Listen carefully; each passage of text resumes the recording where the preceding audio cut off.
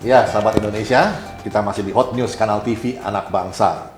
Sahabat Indonesia, bagi seorang pemimpin tentunya ingin membangun warganya, apalagi pemimpin daerah. Tidak ada salahnya untuk mendidik atau membina warganya bertakwa kepada Tuhan Yang Maha Esa, seperti yang tertera di dalam Pancasila kita tentunya ya, untuk menjadi warga yang berketuhanan. Tetapi kita juga tahu bahwa itu harus sesuai dengan kepercayaannya masing-masing. Dan yang menjadi persoalan adalah kalau mengaitkan itu ke dalam sistem meritokrasi untuk pendidikan maupun karier. Nah, ada surat edaran yang beredar di media massa dan juga di media sosial dan sudah diliput di media daerah dari Kalimantan Barat. Gubernur Kalimantan Barat, Pak Sutarmadji, membuat satu surat yang diketahui oleh beliau. Ini ada pernyataan dari 11 pimpinan perguruan tinggi di wilayah Kalimantan Barat yang akan menerima mahasiswa tanpa tes, asalkan ia hafal Al-Quran. Jadi ada banyak pertanyaan datang pada kami, dan oleh karena itu kita mengangkat di dalam forum ini. Bersama saya sudah ada Rudy Eskamri, Direktur dari Lembaga Kajian Anak Bangsa, yang akan mengulas persoalan ini dari berbagai perspektif. Mas Rudy, apa hubungannya diterima di perguruan tinggi dengan hafal Al-Quran? Saya tidak mengerti ya, ini alasan yang paling konkret ya. Sebetulnya kalau itu merupakan suatu hadiah gitu ya, hadiah dari pemerintah daerah dalam satu kontestasi bacaan Al-Quran mungkin itu masih memungkinkan ya. Itu bisa juga ya seperti dulu dikasih hadiah ke beasiswa masuk atau mungkin itu boleh-boleh saja. Tapi kalau ini sudah dalam bentuk surat edaran resmi dari seorang gubernur, namanya Sutarmadji ini orang ini. Ini orang dari P3 ya, partai P3. Ini salah satu orang yang kemarin minta kepada presiden untuk membatalkan Undang-Undang Cipta Kerja ini, Omnibus Law ini. Nah, Sutarmadji ini dulu wali kota A. Ya, ini masih periode pertama dari seorang Sutarmadji ya.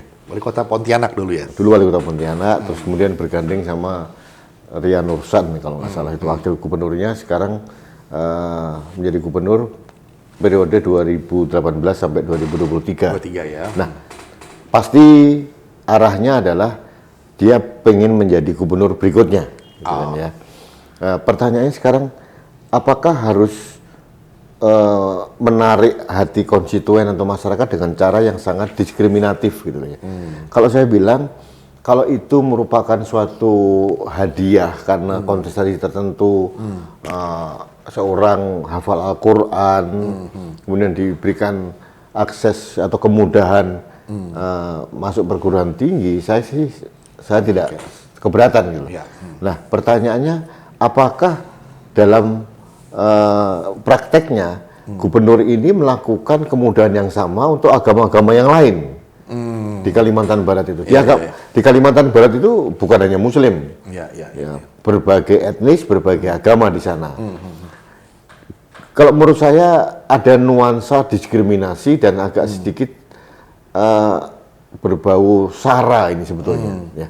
Saya dulu juga tanpa tes mas masuk perguruan tinggi, tapi berdasarkan hasil pendidikan. Nah, itu dia. Itu masih memungkinkan dan itu penilaiannya fair gitu.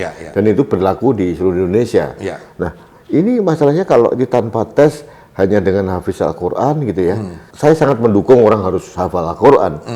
Saya setuju juga kalau seorang hafiz bisa masuk di perguruan tinggi ya. Tapi harusnya ada sistem yang equal sama kepada agama-agama yang lain gitu loh. Entah mungkin rekomendasi dari gereja atau dari pura atau dari wihara tertentu gitu ya. Tidak boleh ada diskriminasi. Kalau diskriminasinya itu berdasarkan agama, ini bagi saya aura untuk menarik minat orang Islam itu sangat kuat gitu loh ya. Ini sangat politis sekali. Dan nanti kesannya Indonesia ini jadi negara kayak negara Islam gitu ya. Orang membaca Al-Quran itu suatu hal yang luar biasa. Ya, kita harus hargai, respect. Kalaupun nanti seseorang itu diberikan kemudahan masuk ke perguruan tinggi, boleh-boleh juga gitu. Tapi juga harus ada kesamaan, sekali lagi Mas, harus ada kesamaan perlakuan pada agama-agama yang lain. Oh iya. Fairness-nya di situ ya. Harus ada begitu gitu. Kalau tidak nanti akan menciptakan kecemburuan sosial tuh Mas.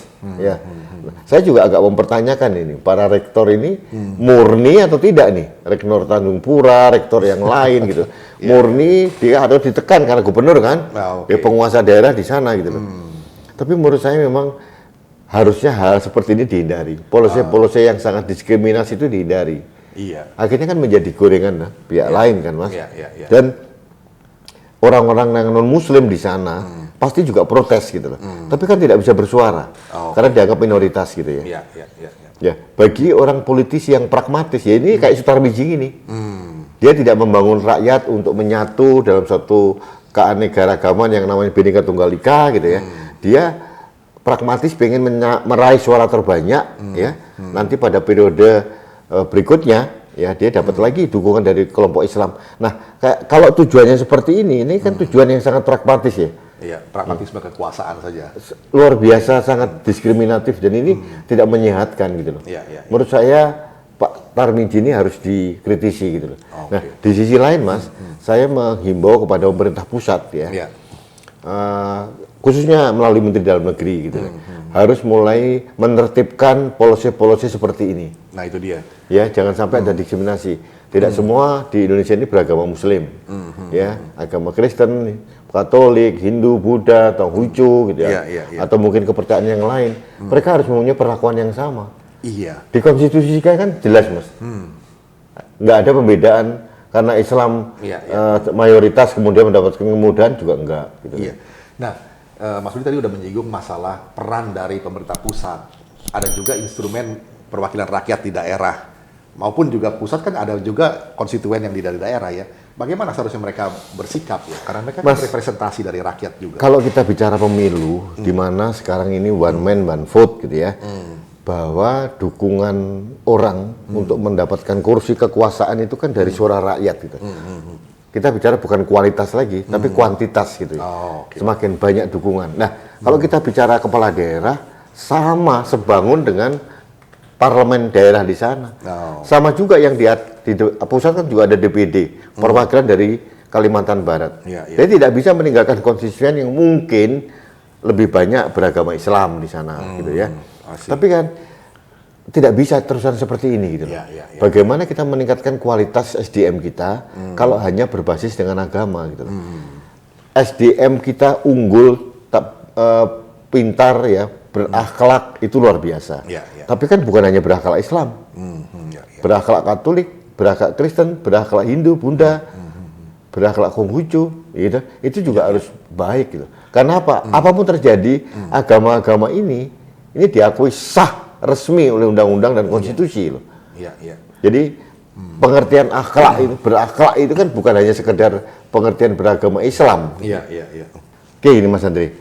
Kalau menurut saya edaran itu harus ada keseimbangan, bukan hanya pertimbangan bahwa dia mempunyai kemampuan beriman saja, ya, bertakwa saja, tapi juga harus berilmu.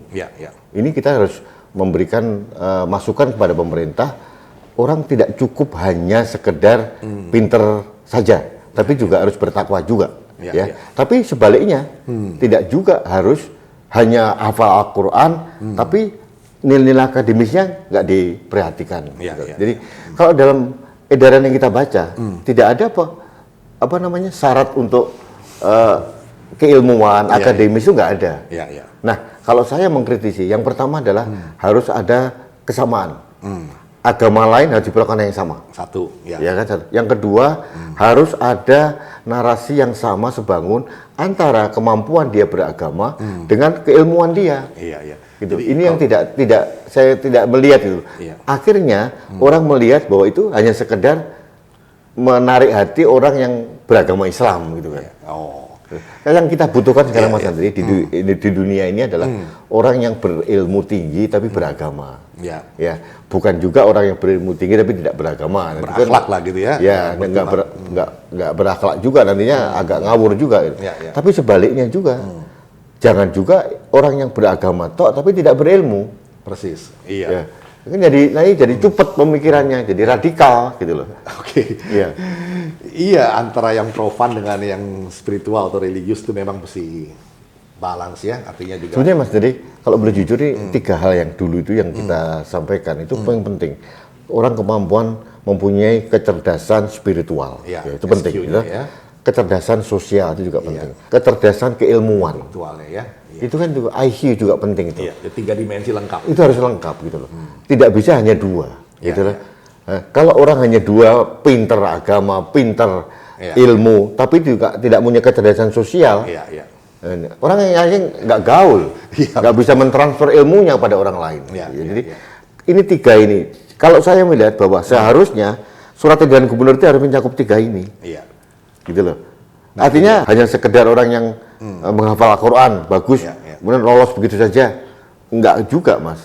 Iya, harus ada begini, tambahan gitu loh. Bahwa pemimpin itu adalah refleksi dari rakyat pemilihnya, kualitasnya, dan sebaliknya rakyat itu juga akhirnya dididik oleh pemimpinnya. Nah, pemimpin yang model begini itu lahir dari situasi masyarakat sebagai cerminan. Ya beginilah pemimpinnya. Gitu. Mas, ini kita bicara demokrasi kita kan masih belum mature ya, belum matang gitu Mas. Jadi negara dan partai tidak mempunyai kemauan ya, untuk mendidik rakyatnya. Gitu. Akhirnya yang tercipta seperti ini. Semuanya pragmatis, termasuk para pemimpinnya. Gitu. Jadi kita tidak bicara lagi masalah kualitas nih. Betul. Bicara kuantitas. Karena sistem demokrasi kita itu lebih banyak masuk ke kuantitasnya. Siapa yang mempunyai suara terbanyak menang. Persis. Belum tentu ini benar. Belum tentu ini lebih bagus, lebih pinter, atau mempunyai sense of develop yang lebih tinggi. Belum tentu. Persis. Ya itu poin penting saya kira. Ya, sahabat Indonesia, yang digarisbawahi oleh Rudy S. Kamri itu perlu kita cermati lebih jauh bahwa kualitas itu sering dikalahkan dengan kuantitas. Bahwa suara terbanyak itu belum tentu mengandung kebenaran. Pada kenyataannya begitu. Dan problem dari sistem perpolitikan kita atau kultur politik kita adalah pragmatisme kekuasaan. Yang penting dapat suara dulu, apapun caranya dihalalkan. Tidak lagi mempertimbangkan hal yang lebih luas, lebih jauh, lebih visioner, yang bersifat atau berciri kenegaraan yang diperlukan oleh seorang negarawan. Tapi kebanyakan kita masih pada kadar politisi saja. Nah, ini tantangan buat Pak Gubernur Kalimantan Barat, Pak Sutarmiji. Mas Rudi ada pesan khusus buat Pak Sutarmiji? Ya, saya mohon kepada Pak Gubernur untuk berlaku sebagai seorang negarawan. Gitu ya. Negarawan itu mengayomi rakyat, seluruh rakyat. Ya. Dengan segala keragaman yang ada di Kalimantan Barat, itu harus diayomi, diperlakukan sama, diberikan akses dan kemudahan yang sama, sehingga rakyat itu merasa nyaman dan rukun di sana. Tidak ada diskriminasi gitu ya. Jadi tolong dihindari suatu kebijakan-kebijakan yang terkesan, dalam tanda kutip, terlalu memihak kelompok tertentu. Ya. Ini yang penting ya. Saya jujur saja, saya sangat mendukung kalau seorang itu mempunyai kemampuan menghafal Al-Quran, diberikan kemudahan, saya mendukung gitu ya. Tapi juga kalau mau masuk perguruan tinggi, tetap harus juga ada tambahan bahwa dia mempunyai kemampuan secara akademis juga mendukung gitu ya. Yang kedua, saya juga mohon juga ada perlakuan yang sama kepada agama-agama yang lain di sana, supaya tidak ada diskriminasi. Dalam kaum minoritas itu kadang-kadang berteriak dalam diam. Ini yang sering terjadi. Makanya kami dari kalangan anak bangsa ini, dari lembaga kajian anak bangsa juga ingin menyuarakan bahwa ada beberapa suara-suara yang tertutup oleh karpet merah. Dan ini kita angkat ke permukaan. Itu dia, saya kira pesan cukup jelas. Mari kita meningkat dari sekedar para politisi atau pengamat politisi biasa menjadi negarawan yang visioner dan yang mau mempertanggungjawabkan panggilan kepemimpinannya ke tingkat yang lebih tinggi. Bukan hanya untuk Gubernur Kalimantan Barat, tapi untuk semua pemimpin di daerah di seluruh Nusantara. Demikian sahabat Indonesia, kita jumpa lagi di Hot News berikutnya. Indonesia toleran.